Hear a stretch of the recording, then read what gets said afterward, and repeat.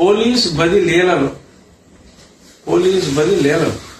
30 మంది ఐపీఎస్ని నిన్న ఎడుగురు సందేశ్ జగన్మోహన్ రెడ్డి గారి ప్రభుత్వం మార్చింది.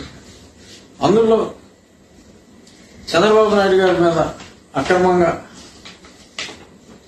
కేసులు పెట్టి ఇరికించాలని చూసిన ఒక రెడ్డి గారికి నా పేరు గల రెడ్డి, ఎందుకంటే నాకన్నా చిన్నోడు కాబట్టి రెడ్డి, ముందు నాకే పేరెట్టారు కాబట్టి నా పేరు గల రెడ్డి అంటున్నా. రఘురామరెడ్డి 10 ఏళ్ల క్రితం మా జిల్లా ఎస్పీ, మరి ఆయన సిఐడిలో ఉన్నాడు, కౌంటర్ ఇంటెలిజెన్స్ లో ఉన్నాడు, డ్రగ్ అథారిటీ డైరెక్టర్ గా ఉన్నాడు. అసలు ఒక వ్యక్తికి అందరినీ పెద్ద పెద్ద ఆఫీసర్లని స్టేషనరీ ప్రింటింగ్ ఇలాంటి తొకడా పోస్టుల్లో పెద్ద పెద్ద ఆఫీసర్ని వేసి ఈ సోకాల్ రెడ్డి గారికి ఇప్పుడు కీలక శాఖలు ఇచ్చి ఇప్పుడు ఒక కీలక శాఖ డ్రగ్ లో కంటిన్యూ చేస్తూ నార్మల్ గా director general rank or at least additional director general rank top senior 3-4 IPS ఆఫీసర్లలో ఒకరికి ఇచ్చే పోస్టు విజిలెన్స్ అండ్ ఎన్ఫోర్స్మెంట్. మరి గతంలో డీజీ అవ్వక ముందు ఈ మన డీజీ కడప రెడ్డి గారు, అంటే పేరు రాజేంద్రనాథ్ రెడ్డి గారు, కసిరెడ్డి రాజేంద్రనాథ్ రెడ్డి గారు, మరి ఆయన నిర్వహించిన పోస్ట్ అది చాలా ఇంపార్టెంట్ పోస్ట్. మామూలుగా ఎప్పుడు డీజీ విజిలెన్స్ అంటారు. ఈయన నిన్నగాక మొన్న ఆయన చేసిన సేవలకు గుర్తింపుగా కొంచెం ఎర్లీ ప్రమోషన్ ఇచ్చారు ఐజీగా. ఆయనకి ఇచ్చారు కాబట్టి రాజమండ్రి కూడా ఐజీ ప్రమోషన్ ఇవ్వాల్సి వచ్చింది. ఆయన ఇప్పుడు is the head of vigilance and enforcement. ఎవరైనా వీరి మాట వినని అధికారులు ఇలాంటి వాళ్ళు ఎవరైనా ఉంటారు, రఘు అంటే ఫసక్, అందుకని మరి ఆయన అలా చేసుకున్నారు. అలాగే విజయారావు గారు, ఈయన మగవాడే, లేడీ కాదు, సిహెచ్ విజయారావు. ఆయన్ని మరి గతంలో నెల్లూరులో పనిచేశారు. మరి ఆయన ఉన్నప్పుడు ఎంతో మంది దళితులు మత్స్యకారులు ఆత్మహత్య చేసుకున్నారంటారు. మరి వారు ఏం కావించబడ్డారో సోమిరెడ్డి గారిని అడిగితే సోమిరెడ్డి చంద్రశేఖర్ రెడ్డి గారికి బాగా తెలుసు. ఎన్నో ఎస్సీ అట్రాసిటీస్ జరిగినాయి. ఆ మధ్యన ఢిల్లీ కూడా వచ్చారు సోమిరెడ్డి గారు. వారితో కలిసి మేము కూడా కంప్లైంట్లు ఇచ్చాం. ఫలితం ప్రస్తుతానికైతే శూన్యం. అప్పుడు ఎస్పీ పెద్దలు విజయరావు గారే, అలాగే కుక్కల నుంచి ఆత్మరక్షణ కోసం కోర్టులో దూరి కాలక్షేపంగా కొన్ని ఫైల్స్ కొట్టేస్తే కాకానీ ఫైల్స్ గా పేరు పొందిన ఆ కేసును కూడా అత్యంత చాకచక్యంతో నేరం కాకానేది కాదు కుక్కలదని తేల్చిన విజయరావు గారు ఇప్పుడు ఆయన డిఐజీ కర్నూలు. ఎందుకంటే మరి అక్కడ తెలుగుదేశం చాలా బలంగా అయిపోయింది ఈ మధ్యన. ఆ రేంజ్ లో అనంతపూర్ అయితే స్వీప్ అంటున్నారు, కర్నూలు కూడా హెవీ పికప్ ఉంది. సో ఆ రేంజ్ కి మరి ఆయన్ని డిఐజీగా నియమించారు. సో ఇంకా చెప్పడానికి ఏముంది. అలాగే విశాల్ గున్ని, ఈయన DCP law and order Vijayawada. కానీ మార్చాల్సిన పరిస్థితి 3 ఏళ్ల నుంచి ఒక దగ్గర ఉంటే 2 ఏళ్ళు దాటి ఉంటే ఎలక్షన్లు వస్తున్నాయి కాబట్టి మార్చాల్సిన పరిస్థితి కాబట్టి ఆయన ఎక్కడికి మార్చారు? ఇంకో సిటీ విశాఖపట్నం.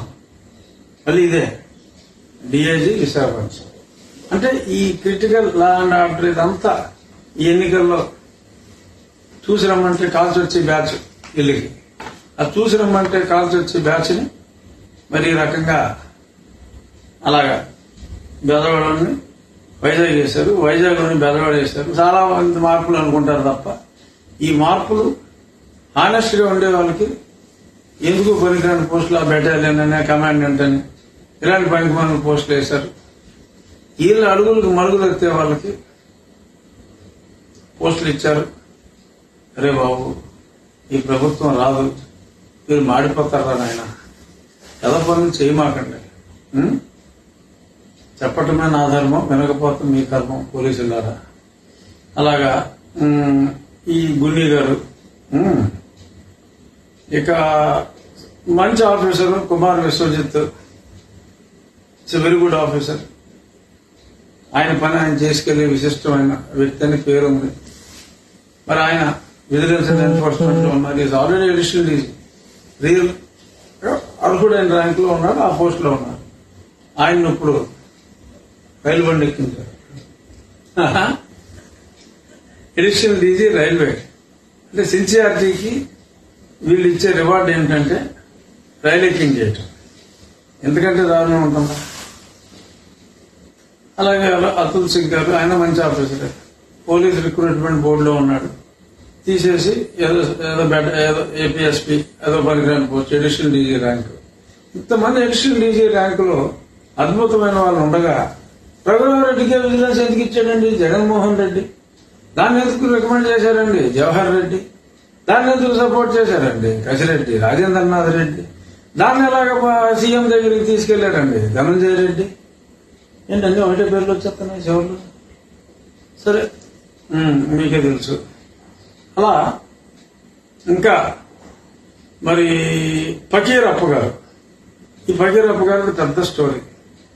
ఎస్పీ టెంపరీగా ఏదో సిఐడీలు వేశారు, ఇప్పుడు మొన్న ఈ సిఐడి వ్యవహారాలు ఎక్కువ చేశారు కాబట్టి అప్పుడు ఆయన విశాఖపట్నం జాయింట్ కమిషనర్, అద్భుతమైన పోస్టు. మరి దానికి ముందు కర్నూలులో ఉన్నారు ఈ ఫకీరప్ప. కర్నూలులో మరి సిబిఐ వచ్చి అరెస్ట్ చేయాలని చెప్పి అవినాష్ రెడ్డి గారిని ఎంత ప్రయత్నించినప్పటికీ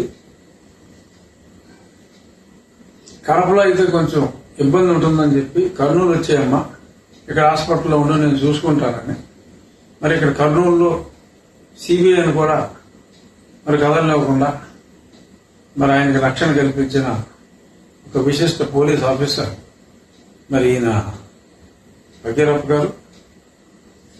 ఆయన ఇప్పుడు విశాఖపట్నంలో జాయింట్ కమిషనర్. మరి జనరల్ గా ఎస్పీ ర్యాంక్ అంటే డిప్యూటీ కమిషనర్ ఉండాలి, బహుశా ప్రమోషన్ కూడా ఇచ్చేసినట్టున్నారు.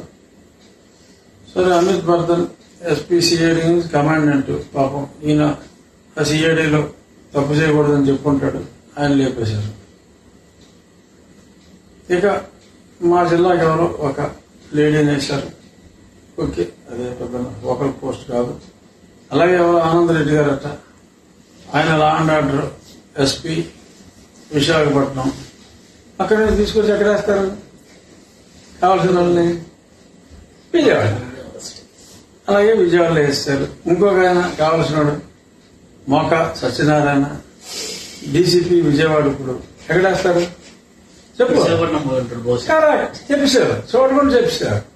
సో ఇలా వేశారు. ఇక ఒకటే ఎగ్జామ్షన్, రిషాంత్ రెడ్డి ఎస్పీ చిత్తూరుని నాన్ ఫోకల్ కౌంటర్ ఇంటెలిజెన్స్ లో వేశారు. కౌంటర్ ఇంటెలిజెన్స్ అంటే ఈ టెర్రరిస్టులన్నీ పట్టుకుంటాం. టెర్రరిస్టులు ఎవరు? ఆంధ్రాలో ఎవరమ్మా టెర్రరిస్టులు? అని పట్టుకోగలడు అతను? పట్టుకోలేడు కదా. సో మరి చిత్తూరులో ఉన్నాడు, మరి పెద్దిరెడ్డి గారికి సహకరించాడన్న అభియోగాలు ఉన్నాయి. అయినా సరే మరి అక్కడి నుంచి తీసేసి ఈ పరికరానికి పోస్టులో మరి ఎందుకు వేశారు? మరి ఇతనే కోరుకున్నాడా? ఇంకా నాకు వద్దురా బాబు మీ అరాచకాలు నేను భరించలేను, నన్ను వదిలేంద్ర రెడ్లు అని చెప్పి రెడ్డి కోరుకున్నాడా? మరి లేదు, వాళ్ళు అనుకున్నంత చంద్రబాబు నాయుడు గారు మరి ఇంకా కేసులు పెట్టమంటే మరి కుర్రోడు పెట్టలేదా? మరి మనకు తెలదు. సో అదొకటే కొంచెం ఎగ్జామ్షన్ కనపడతాను. మరి కోఆపరేట్ చేయలేదా ఏంటి చివరిలో ఈ రెడ్డి గారు మనకు తెలియదు. ఏదైనా ఈ బదిలీలలు అలా టూ మచ్ గా ఉన్నాయి.